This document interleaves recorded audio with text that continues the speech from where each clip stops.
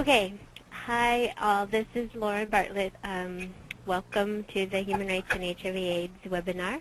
There's only a few of us on the call, so I don't, think that this should take too long. But I'm going to first have Megan McLemore introduce herself, and then I'll introduce myself. But thanks again for joining. And if you have any friends or colleagues who you had thought would be on the call and are not, maybe send them a message really quickly, or see if they might join in. And then for those of you on the call, if you can put your phones on mute, that would be great, because we are hearing some background noise. So Megan, thanks so much for joining us today. It's really wonderful to have you. And if you want to just introduce yourself to the group, that would be great.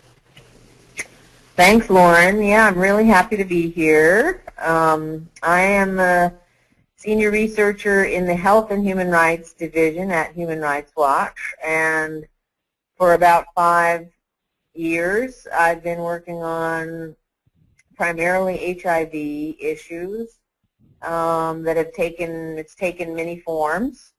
So I'm hoping to be able to give a little perspective on, just pipe in with my perspective and thoughts on how we have worked to advance HIV as a human rights issue in the U.S. I've worked, primarily in the U.S. for the last 5 years on these issues. And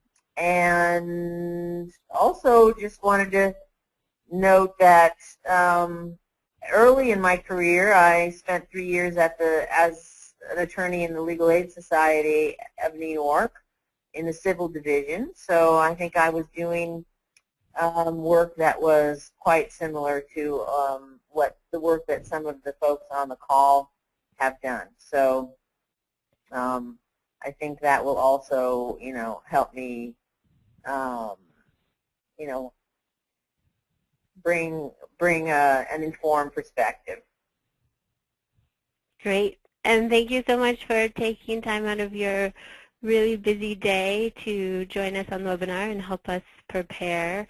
I am Lauren Bartlett. I'm the project director of the local Human Rights Lawyering Project here at the Center for Human Rights and Humanitarian Law at American University Washington College of Law.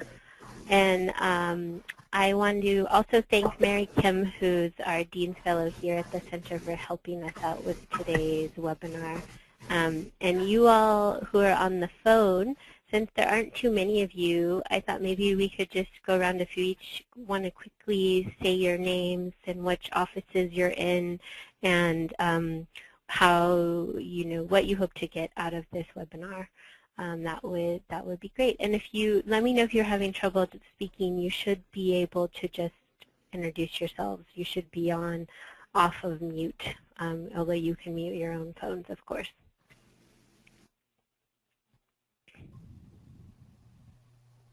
Kind of hard to go around the table because nobody knows who to speak first. This is Nelson Mock, and I think most of us know each other that are on the line from TRLA. I'm of course, the Human Rights Coordinator at TRLA, and I'm also, my background is housing that I've done for many years. And Megan, thank you so much for doing this presentation for us.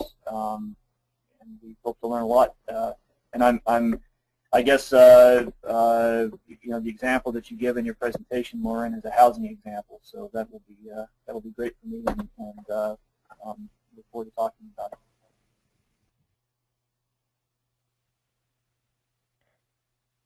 Somebody else want to go next?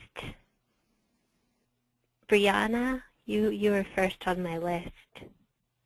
I should mention, just as an aside, that when I came in, I was having some sound problems, and I called in, so to speak, on my computer.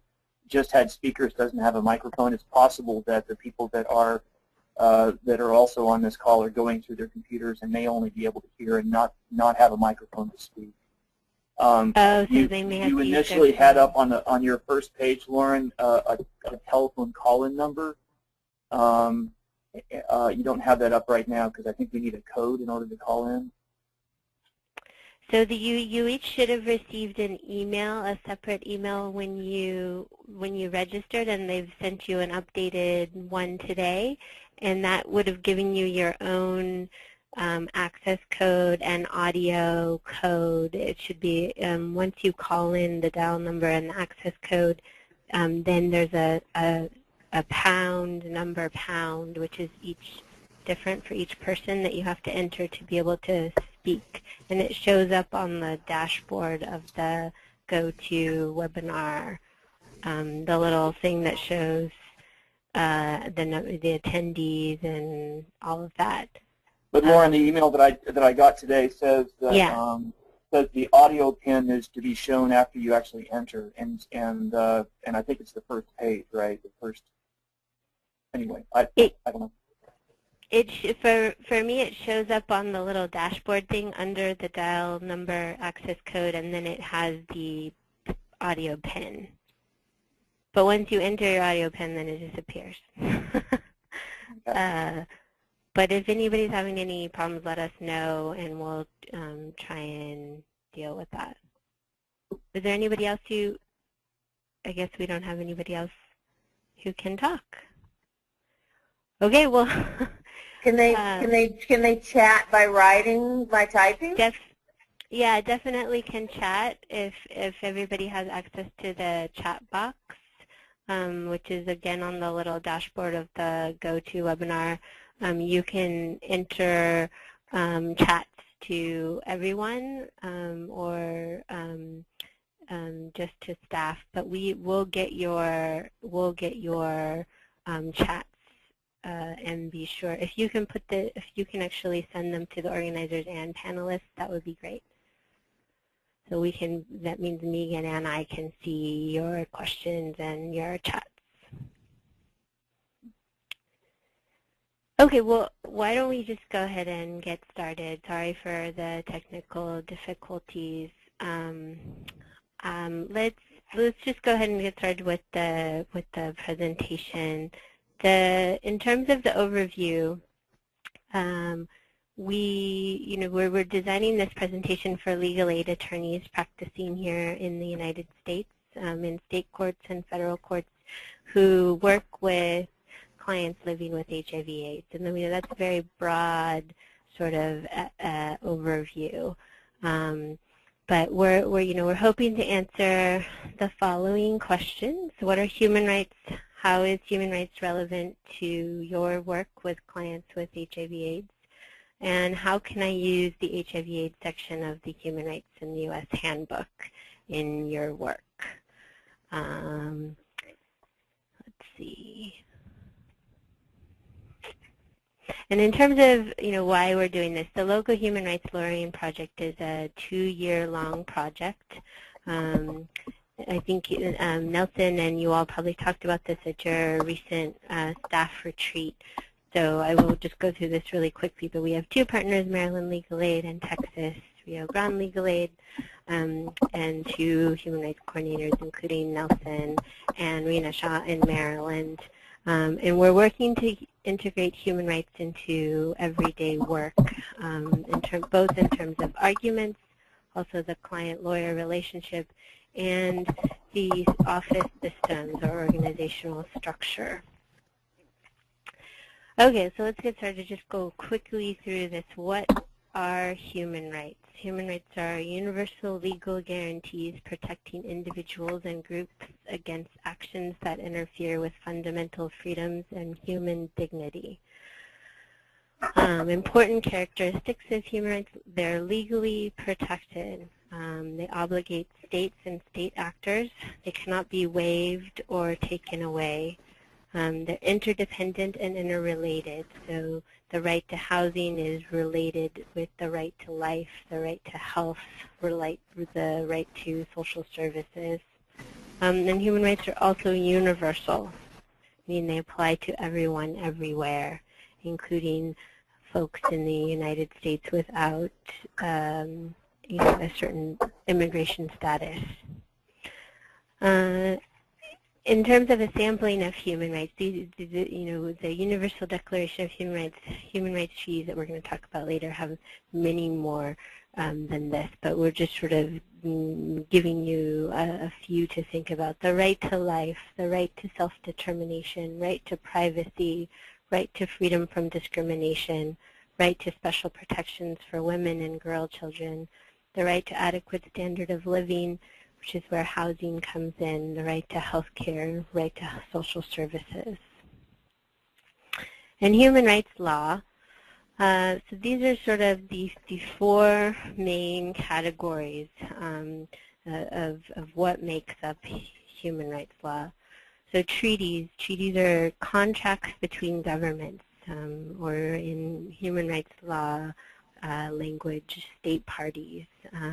And treaties require governments to uphold and implement the rights contained in the treaties. We also have customary international norms, and we can think about, what is customary law, what are international norms.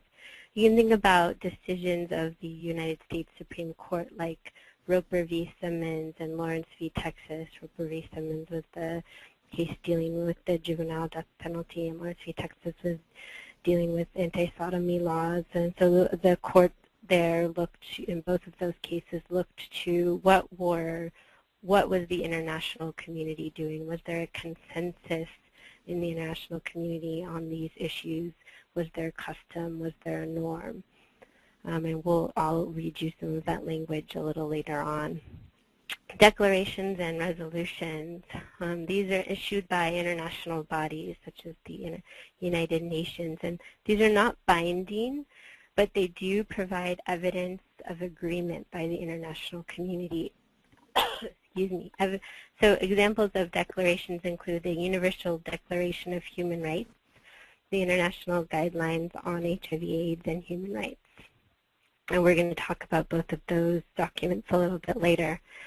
Then we also have case law. And this is case law before international or sub-regional bodies and foreign courts. So examples of international bodies would be the European Court of Human Rights. Excuse me.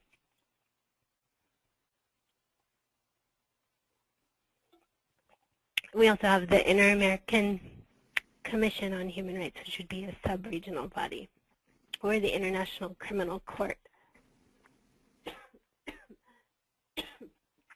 So I just want to mention, and sorry, I've got a tickle in my throat, that all of these first few slides, this is all derived from the first few sections of your handbook.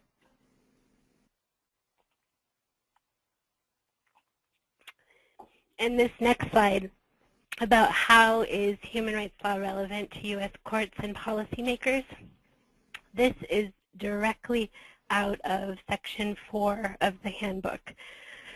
And it goes through these arguments in more detail and actually provides sample arguments that you could cut and paste into your briefs.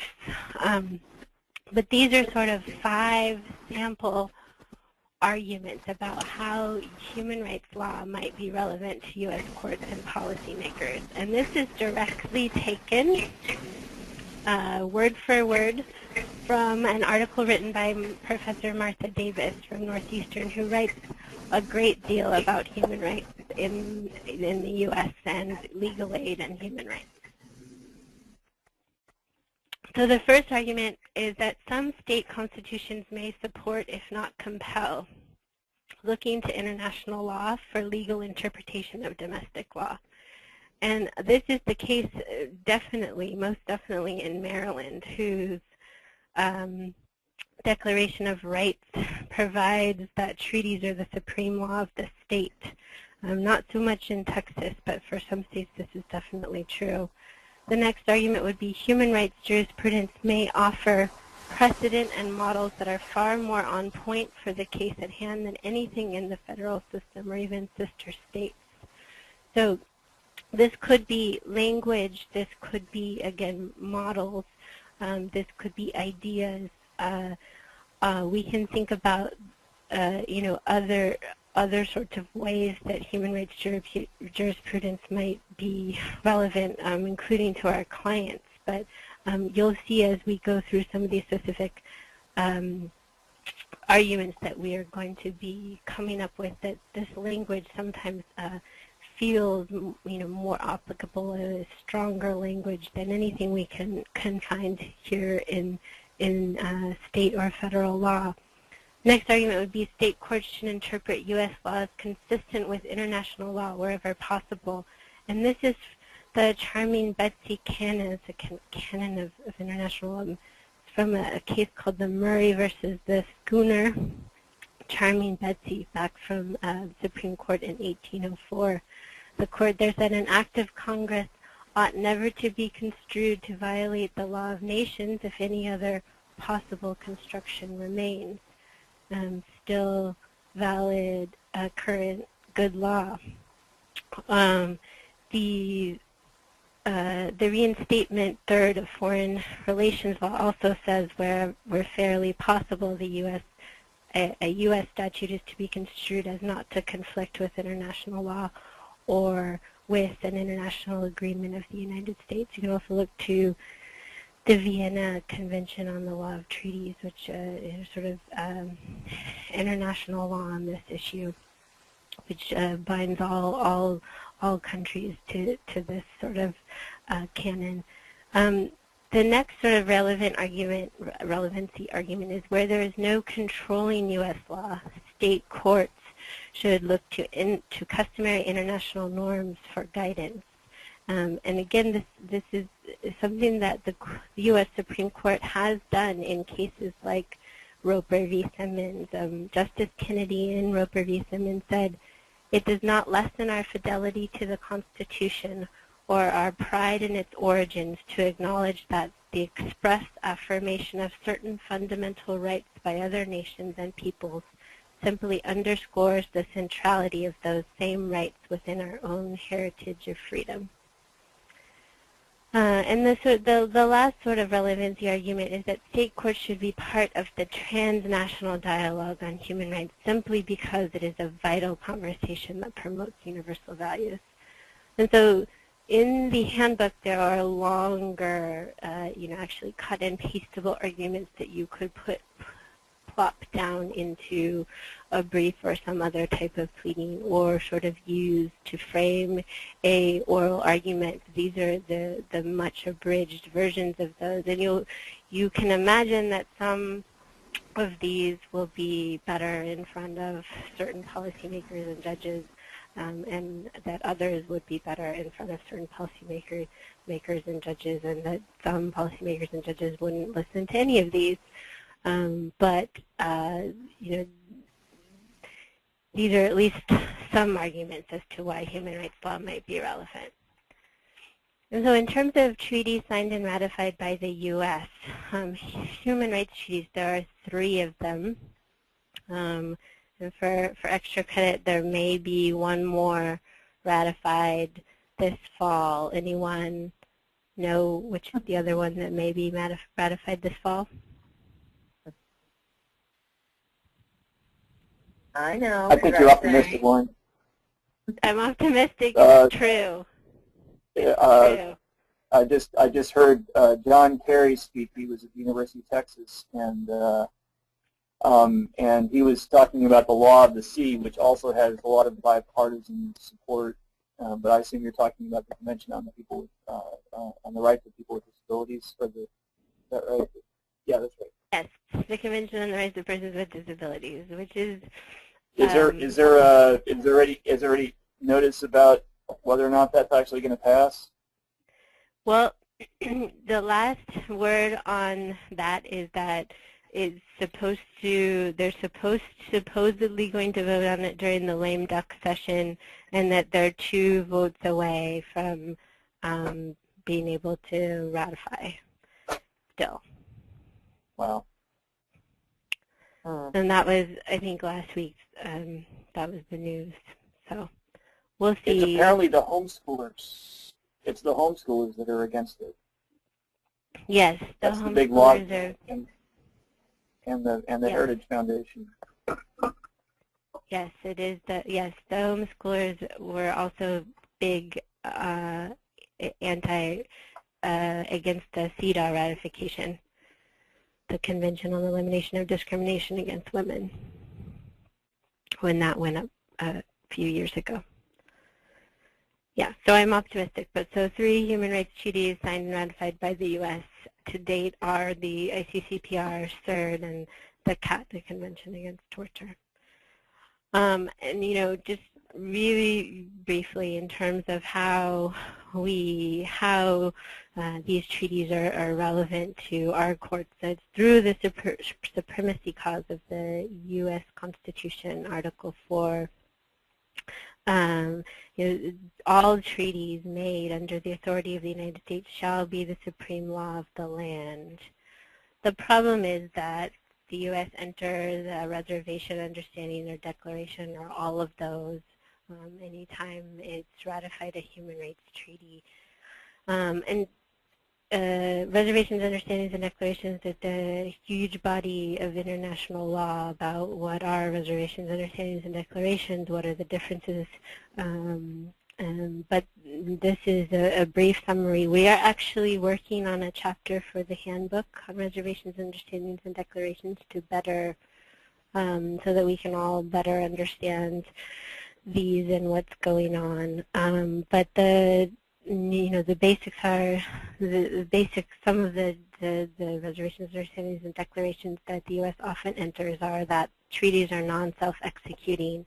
Congress must enact implementing legislation separately.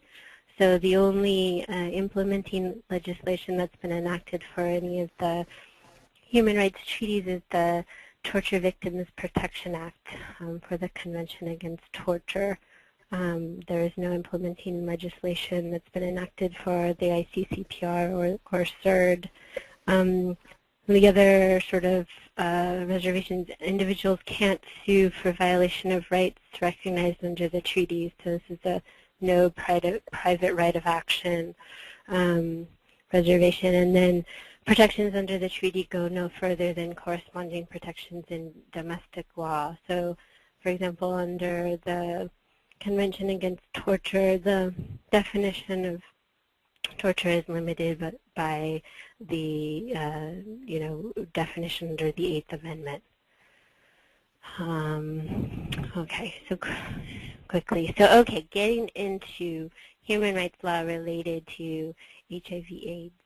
And if there are any questions, please let me know. Mary, who's our volunteer, is doing her best to get back to each of you. So let me know if you have any others. And again, if you can send your messages to both the organizers and the panelists, we'll do our best to try and respond. So human rights related to HIV/AIDS, and this is stolen directly from your handbook, section 5.9.1. And this is the introduction of each of the different issue areas. Sections of the handbook have both sort of the scope of the definition or scope of the rights related to that particular issue. So here, the rights related to HIV/AIDS, there's a sort of list, such as the right to life, freedom from discrimination, privacy rights, right to health care, the right to an adequate standard of living, and the right to housing. And also, at the beginning of each section, we try to sort of define or introduce the violations of that are relevant. And here we were talking about but the fact that human rights violations fuel the HIV/AIDS epidemic, increasing vulnerability to infection, and that human rights violations can also follow infection, and people living with HIV/AIDS can be subjected to discrimination, ill treatment, and even torture. Then we get into the section 5.9.3 of the handbook, which is the law, the human rights law related to HIV/AIDS. And we begin with the treaties. And I want to point out in this new version of the handbook that you all have, the treaties that have been ratified by the U.S. now all have this little United States flag next to them so that you can tell visually, easily, hopefully, which treaties have been ratified. This was something that David Hall had asked us to do. And I also want to point out that if you click on these blue links, and this will take you to the full text of the treaty. So you not only have the handbook, which has the separate articles, but you also have these links, which will take you to the full text, and then you can see if you think that there are other articles that may be more relevant than what we have provided. I want to point out here that this Article 6 of the ICCPR, this is the right to life article. Every human being has an inherent right to life. This right may be or shall be protected by law. No one shall be arbitrarily deprived of his life. The ICCPR guarantees this is a fundamental right that is implicated in any policy that interferes with or fails to promote HIV prevention, treatment, and care. And it's been interpreted that this treaty requires states to take positive steps to curb epidemics and other such threats to the public health. So this is a very important, maybe the most important of all of the rights related to HIV/AIDS. Although the first sample argument we're going to go through isn't quite as related, but I just wanted to point that out. We also have other this is the Article 5 of the Convention on Elimination of Racial Discrimination, and also Article 28.1 of the Convention on the Rights of Persons with Disabilities. Again, these links will link you to the full text of the treaty. We also have human rights law declarations and resolutions related to HIV/AIDS. This declaration was this is a resolution that the UN General Assembly passed in 2011. This is very recent, and again, this blue link will take you to the full text of the resolution. But important in that the whole entire General Assembly is recognizing that addressing stigma and discrimination against people living with and presumed to be living with or affected by HIV, including their families, is a critical element in combating the global HIV epidemic, and also recognizing the need to strengthen national policies and legislation to address such stigma and discrimination. Very powerful language, which you can see would definitely be relevant. We also have a case law here, and again, this can be international or sub-regional courts. This can also be foreign courts. This is a court from Peru. And again, this blue link will take you to the full case. But in terms of, there is a few others listed in your handbook as well. I also want to point out that this link, this escrnet.org, is a great place to go to search for foreign cases, also international cases and sub-regional cases from sub-regional bodies. The cases are searchable by issue area, also by region, also by country. And so that's a great resource to know about if you'd like to go search for additional cases yourself, and they keep it they're pretty up to date, so you can check to see if there's been anything else added besides the ones that we have listed in the handbook. And then we've got some treaty body and special procedures, commentary, and recommendations. And you can see this all starts on page 168 of the new handbook, the one that I sent out earlier today. And again, treaty body and special procedures, commentary and recommendations, what are that? What is that? What are those?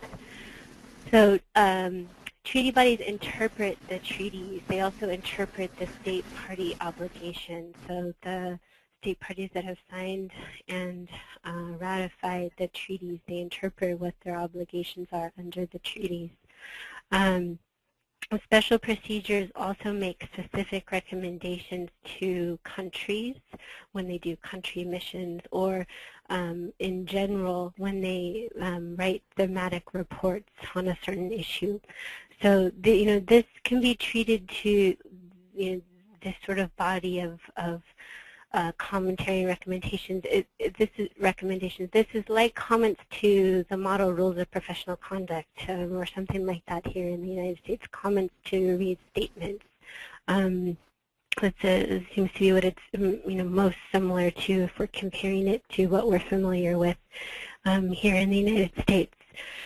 So, but as an example, the Human Rights Committee, which is the treaty body that's charged with overseeing the International Covenant on Civil and Political Rights, they've observed that the right to life enunciated in the first paragraph of Article 6 of the International Covenant on Civil and Political Rights is the supreme right from which no derogation is permitted, even in time of public emergency. So again, here is the treaty body, the Human Rights Committee, interpreting the treaty and also interpreting the state party obligations under the treaty. And they're saying that the right to life is a supreme right and that state parties are not allowed to violate that human right even during times of public emergency. So if you are looking at a particular right, a human right, including the right to adequate housing, right to social services, if you're looking at that right under a treaty like the ICCPR, you also want to look at the treaty body, and for the ICCPR that would be the Human Rights Committee's commentary, and see they issue comments. The Human Rights Committee has issued maybe 40 or 50 comments, and you can see how they may have interpreted the individual articles in the treaty. And to find their comments, all you really need to do, Google UN Human Rights Committee comments, and it's going to pull you to the Human Rights Committee's page, and the general comments are there's a link to them always on the upper left-hand side of the page, but and they'll provide them in various languages, English being one of them. Okay.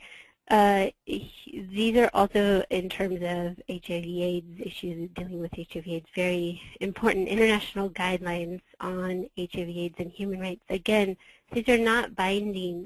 These are secondary evidence of human rights law, but they attempt to outline how human rights standards apply here in the area of HIV/AIDS, and they provide some specific measures, both in terms of legislation and practice, which should be undertaken. They're like recommendations, and the handbook has these in section 5.8, and again, there's a link to the full text. But I think you look at this like as a reinstatement, or even like Black's Law Dictionary. Look at as a secondary source of international law. And there is fantastic language in here, which can provide moral or political authority even, and could even possibly be evidence as customary international law in some narrow circumstances. I also want to point out, and this is something that Megan can talk a little bit more about, is the National HIV/AIDS Strategy, which I just added to this section after Megan had pointed it out. Megan, do you want to talk a little bit more about this? Yeah, I think that it's always good to advance the argument that the United States itself is increasingly recognizing the applicability of human rights within the United States. And a great example of that in the HIV arena is that the National AIDS Strategy itself references human rights, specifically, in this context, which is to be free of discrimination on the basis of HIV status is both a human and a civil right. And there are other examples of how both Obama and Clinton have, in the last few years used human rights references when they're talking about the U.S. efforts and initiative, both globally and domestically, to fight HIV. So, I just think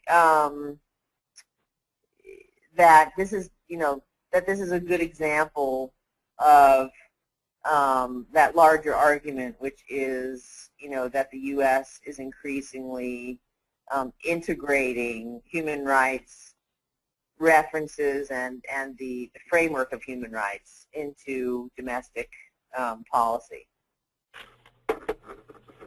Great. Great. Thanks. So we're slowly working through all of your introductions here in the chat box. So thanks for those who have been sending us the information. If you have any questions and you don't have a microphone, please go ahead and put it into the chat box, and we'll try and answer your questions. But our next thing to do, what we're going to do is go through a sample case. And we've come up with some sample facts, if you want to read through these with me. And what I'm going to do is show you, give you an example of how you might use the handbook to put together a human rights law argument or a couple of different human rights law arguments for this case. And this doesn't necessarily, you could use your own method of doing this, but I just want to show you how I would go about coming up with a human rights law argument if this was my case. So Joe Smith is HIV positive, and he's been living in Section 8 housing with his wife and 3 children for 5 years. He comes to your office and tells you that his housing authority caseworker last month told him that she knows he's HIV positive and that she thinks his landlord would not like it if he found out that his tenant was HIV positive. The next month, his landlord sues him in court alleging non-payment of rent and noise violations under his lease in the formal eviction suit. But then he tells Joe when he sees him that he does not want someone who is HIV positive living in his property. Okay, so here's our facts. Let's first think through what are the human rights at issue here. I've got a few. I don't know if any of you want to take a stab at this who do have microphones.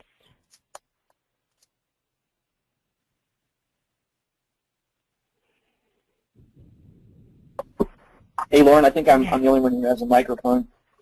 Just as an aside, you talked about a PIN number, and I never saw the PIN number except at the very, very beginning of the presentation. By the time the PowerPoint went up, though, it was gone. So if maybe whoever's if you can publish that, and I know at least one of our people can't find it either. I assume that's kind of with other people. Mine was pound 73 pound. That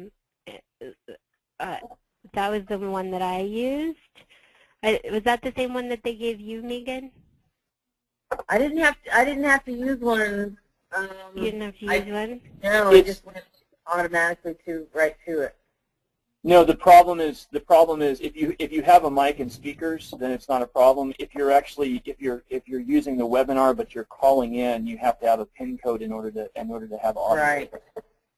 And so Oh, Okay, so it's not the access code, it's the audio PIN? That's Yeah. right. Okay. So the one that I had was pound 73 pound, but okay. We'll keep working on this. So sorry about the problem. Oh, sorry for the technical difficulties, but see if that works. That's the one that I was given to use, or the other one I think in the past they've given me is pound 63 pound. But okay, I'll go through which human rights that I sort of pulled out. One would be the right to non-discrimination, freedom of non-discrimination. Also, right to adequate standard of living, including housing. And then I also thought about the right to privacy. I think there's probably definitely other human rights you could pull out. But I would, to do this, what I did is I went back to the scope of human rights section, which is section 5.91. And let me go back on the presentation and show you. So I went back to this introductory section after I looked at the facts and sort of from here pulled out the rights that I thought were at issue. But again, this is not an all-inclusive list, so you may want to look elsewhere. But that would be the first thing I would do, would be to pull out what are the human rights at issue, and to do that, I'd first go to the introduction and see if what I had there would work. So, how these human rights. Next thing I would do is look to what would be the relevant human rights law, in terms of treaties, in terms of declarations and resolutions, in terms of customary international law, in terms of case law. So I went through the handbook section 5.9.3 and pulled out some of the articles that I thought had the most relevant language. And so here, in terms of the right to non-discrimination, I looked at Article 26 of the ICCPR. And Article 26 goes into sort of the non-discrimination article. All persons are equal before the law. And it's really important that you see, in terms of human rights law, it's very broad. All persons are equal. There's discrimination on any ground, such as race, color, sex, language. It goes through all of these different statuses, and then says other status. And this could be a number of things, including HIV/AIDS. And we're gonna look at this in terms of interpretation a little bit further, but that's a huge difference between U.S. law and human rights law, is this idea of the right to non-discrimination on any other status being a violation of human rights law. Also look to in terms Lauren, of rights, is there Lauren, yeah. Quickly on that, is there any precedent for that status being disability or HIV? Right. So. Yeah, I saw that before, and I just don't know what status means. Right. So under the CRPD, they've made very clear that Article 5, I'm just skipping ahead in the presentation, but Article 5 requires state parties to prohibit all discrimination on the basis of disability. So that's one. And then if you look at general comment number 14 of the UN Committee on Economic, Social, and Cultural Rights, which is again a committee for the Convention on Economic, Social, and Cultural Rights, which we haven't ratified, but that treaty body has interpreted discrimination based on HIV/AIDS status as a clear violation of the right to non-discrimination. And then you also look at the UN General Assembly resolution from 2011, which we already talked about a little bit, but the whole entire General Assembly, this is a resolution that they made, which was, prioritizing addressing stigma and discrimination against people living with HIV/AIDS.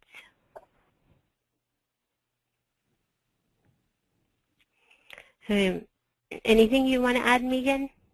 I was just going to say that I also would add I would add the right to life anytime you're talking about housing particularly, because there's very extensive evidence now of the importance of housing to people living with HIV, to their health. You know, there are statistics like, you know, someone with HIV without housing is 5 times more likely to die earlier. You know, the rates of death are much higher for HIV people who aren't housed. So when if I was briefing this issue and I was talking about the consequences of my client being evicted, I would really go into that, because it interferes with their ability to adhere to their medication regimen, you know, stay on any mental health services or support services that they're on, all of which are key to, you know, their health outcomes. So I would definitely cite the right to life as it relates to housing. Great. Yeah. So again, for each of these treaties, I've just pulled out one article, but you should definitely, there's multiple articles of each of these treaties that would apply, and there's other rights, definitely including the right to life, which we could add in. So, you know, because the, yes? Yeah, I was going to say there's a lot more language in the Convention on the Rights of People with Disabilities, you know, including, for example, in the protection against discrimination for people with disabilities in policies and programs. You know, there are, you know, there's always the possibility, of course, that you could work in some sort of reasonable accommodation, and then I haven't looked at it for this point, but there may be some sort of, you know, way to work in some retaliation or something like that may be in there. There's a lot of really good language in the Convention on People with Disabilities. It has a lot of similar language to, for example, the Federal Fair Housing Act. Right. Right, and I think, you know, in terms of, you know, and Megan, you can jump in here, but in terms of, you know, should we only be using language from the treaties which we have already ratified? I think that it's great to prioritize good language from treaties that the U.S. has ratified, but again, you know, because of the reservations, understandings, and declarations, you know, you never want to be, you know, citing to the convention directly for, you know, you rather want to be using the language to support your other claims. So I would say that if the language is right on, I think there's a little bit of background noise. Sorry if everyone could unmute their phone. That if the language is right on, say, for example, in the Convention on the Rights of Persons with Disabilities, you want to go ahead and use the language that is right on. It is an international agreement. The U.S. has signed on, just has not yet to ratify. It is evidence of, you know, somewhat international consensus.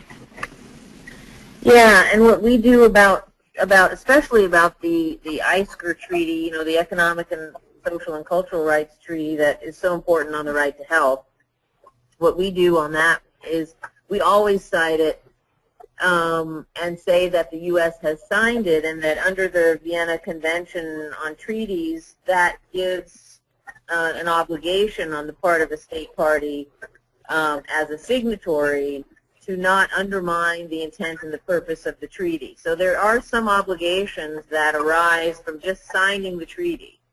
And we, so we always cite that because the language from that treaty, 9 times out of 10 is going to be so much more powerful and just right on point than any of the treaties that the U.S. has actually signed. Right, yeah. Yeah, we definitely push that, and we push it as an international norm, as well. Because the ice group treaty is very widely ratified. The Economic, Social, Cultural Rights Treaty, yeah. Right. Okay, so then in terms of putting together the sample argument, the way we see this best, how we see the human rights law argument best fitting in with your other arguments, you make your local housing discrimination law argument if you have local housing discrimination law. You make your Fair Housing Act argument, maybe also arguments under the Americans with Disabilities Act. And then you also make your human rights law argument. So you're moving from local to national to international, maybe to show, that all this law agrees with you, maybe to use the human rights law to further the discrimination or your arguments under the national law or under the local law. But we never want to see the human rights law arguments being made alone, and that's not our point and purpose here. Is that it's additional, in addition to, and can make these other arguments more clear or stronger. And then in terms of how I start this out, how I'm going to put this argument together, we want to start with an introduction, and I like starting with how your human rights law argument is relevant to the court. And again, these usually come from those 5 arguments that I went through and towards the beginning of the presentation. So here's some examples. This is again directly citing to the U.S. Supreme Court. Opinion of the world community, while not controlling our outcome, does provide respected and significant confirmation of our own conclusions. Or U.S. Supreme Court has recognized that U.S. law should be interpreted to be consistent with international law wherever possible. Those are 2 good options, but we want to sort of introduce why your human rights law argument is relevant to the court. And then I want to introduce the treaty at issue. So if I'm using the ICCPR, I want to describe it a little bit. U.S. is not only a signatory to, but it also ratified the ICCPR. It has 167 state parties. 167 countries have signed and ratified. And then, explaining that they've all agreed to this non-discrimination, this right to non-discrimination. And then, these sites, in terms of the sites that we have here and the sites that are in the handbook, these are sort of altered Blue Book sites, which are altered to make it clear that the U.S. has ratified and when they ratified. So, in terms of the ICCPR, this was 20 years ago. This is not new human rights law in the United States. Or if I'm going to be using the CRPD, I'd mention that the U.S. has signed the Convention on the Rights of Persons with Disabilities, okay?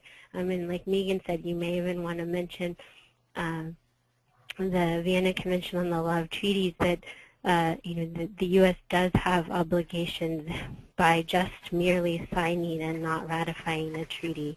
You could add that in. You could also add in that the CRPD is up for ratification. The package has been submitted to the Senate. The only thing left for them to do is vote. And then you want to talk through the article with the language that you think is most relevant to your case. And then you can add some more meat. Again, treaty body commentary, which is interpreting the treaties. so again, we looked at this briefly, but general comment number 14 of the Committee on Economic, Social, Cultural Rights, they've made it clear that human rights law interprets discrimination based on HIV/AIDS status as a clear violation of the right to non-discrimination. It doesn't get much better than that. And then the UN General Assembly resolution as well. And then I would probably also add in the National HIV/AIDS strategy, because that's showing that the recognition of non-discrimination on the right to non-discrimination on the basis of HIV/AIDS status has been recognized by the White House just 2 years ago as a human right.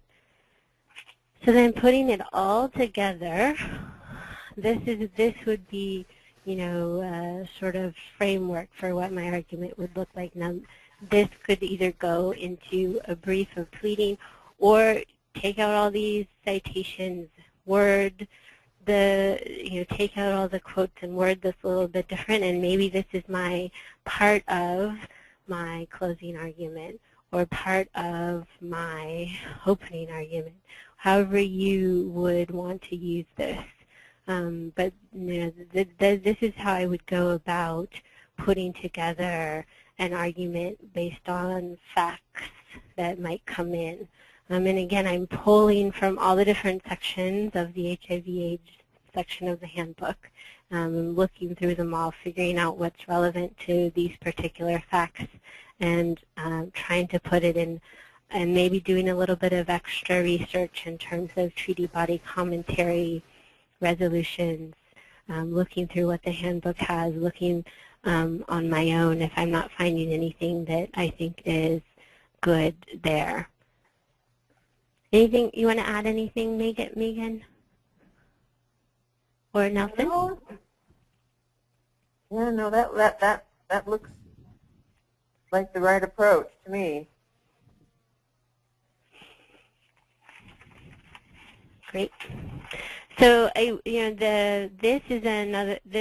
argument, this sort of housing and HIV/AIDS discrimination argument is not in the handbook. We had added in, but this other one is, which is sort of a more, it would be different facts. There would be some kind of HIV/AIDS disclosure law or regulation that would, there would be some kind of disclosure law or regulation that would require disclosure of HIV/AIDS status. And this is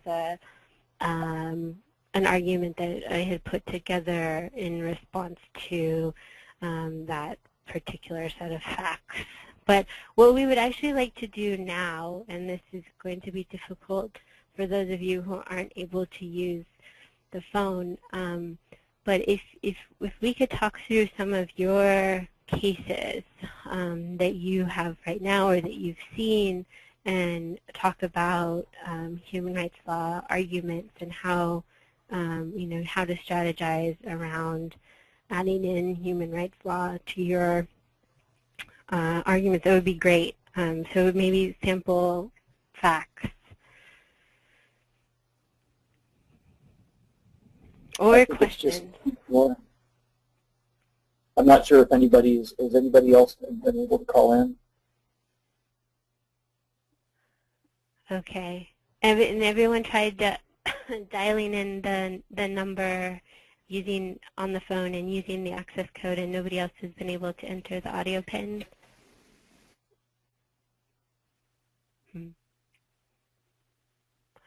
Okay, well, why don't we do this? We'll use another conference call number, and we'll just in the webinar and just go forward using the conference call. Does that sound good with everybody? Because it doesn't seem like everybody's able to, and we're not seeming like we're able to figure this out on our end. Does that work for you? Okay, so let me just get us another conference call number.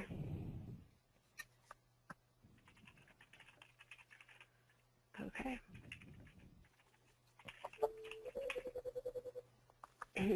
Okay. Okay, yeah, we're just going to use another call-in number. Sorry, we're just looking for the best one to use. Okay.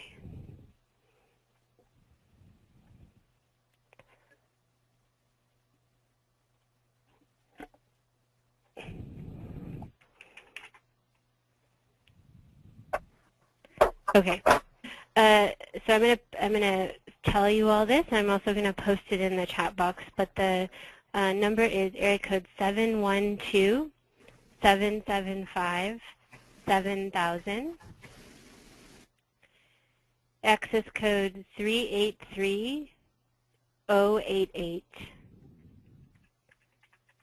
Okay, so I'm gonna repeat that again. 712-775-7000.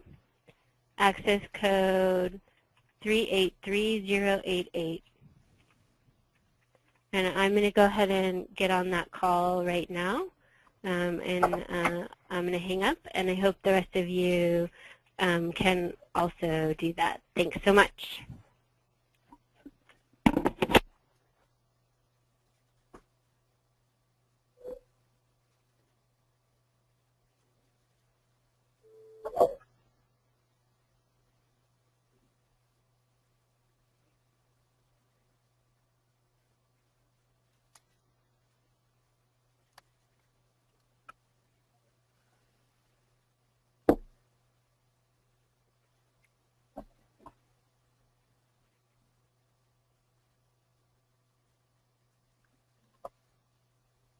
Hi.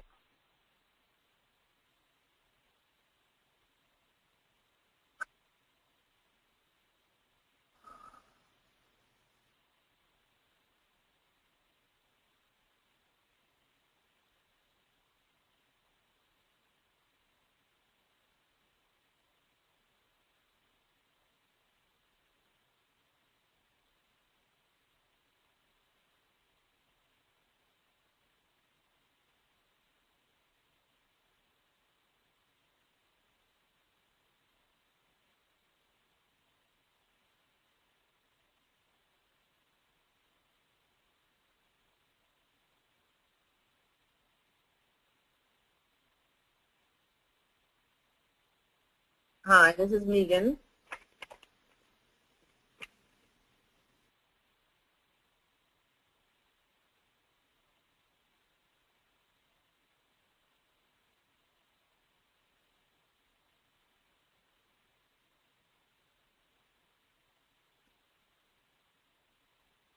Should I just get out of the webinar completely now?